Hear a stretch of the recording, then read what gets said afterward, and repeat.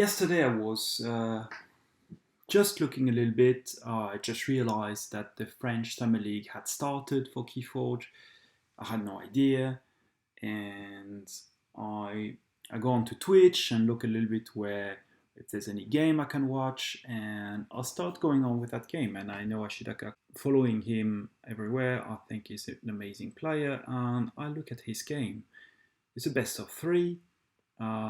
If I'm getting this correctly, they can pick basically the deck they want and look at the sideboard, um, pretty much whatever they feel like. And I'm watching this game. There's something that's bothering me because obviously we've got all this very fancy Saurian, and I'm thinking, what the hell is this? The key cost was 26 Ember. So let me roll back now to this Automaton story. To me, Automaton was an amazing card and completely broken for a simple thing. In a complete normal situation, it cannot be destroyed.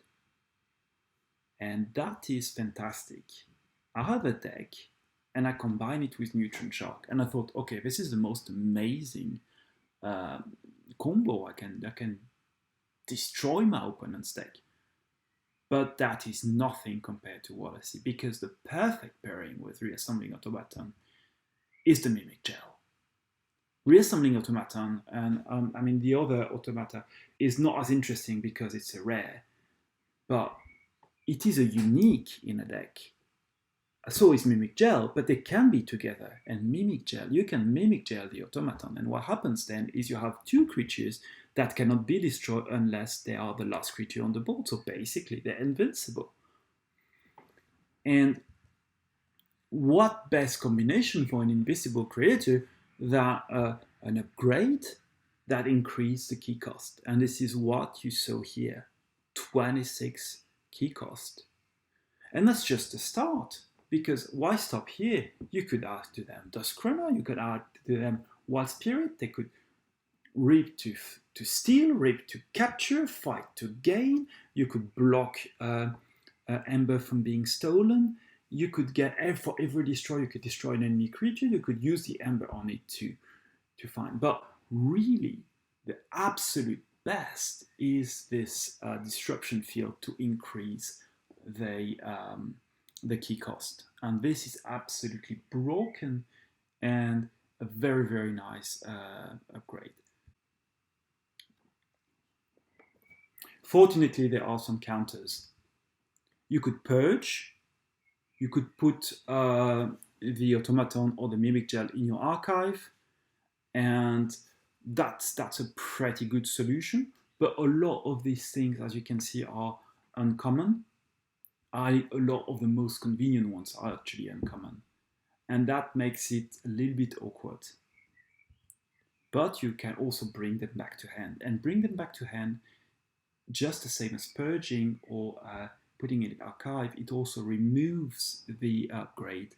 So actually a pretty good option, and also uncommon, but quite often you find them because these are cards that are sought after and have other uses in similar cases, and are more convenient than some of the purging that are very conditional, and some of the putting into archive that can take a little bit of setup.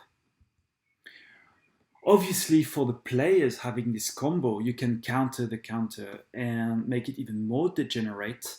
And the best option for that, obviously, they're still in Star Alliance with the Encounter Suit and the Force Field, just to add a ward and make it even more difficult for having the Automaton and its copied Mimic Gel to get out of play.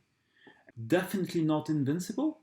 In terms of fun factor, you make your opponent hate his or her life, and I think this is very much the problem. At some point, you force one of your opponent of not being able to play Keyforge because you're going to say, okay, I'm going to play logos turn after turn, or in the case of this player, I'm going also to play Saurian's turn after turn because I can force my, I can use my golden spiral, and I will put my opponent in a situation where every turn his will cost even more. It's degenerate because simply one of the players stops playing Keyforge. Thanks very much.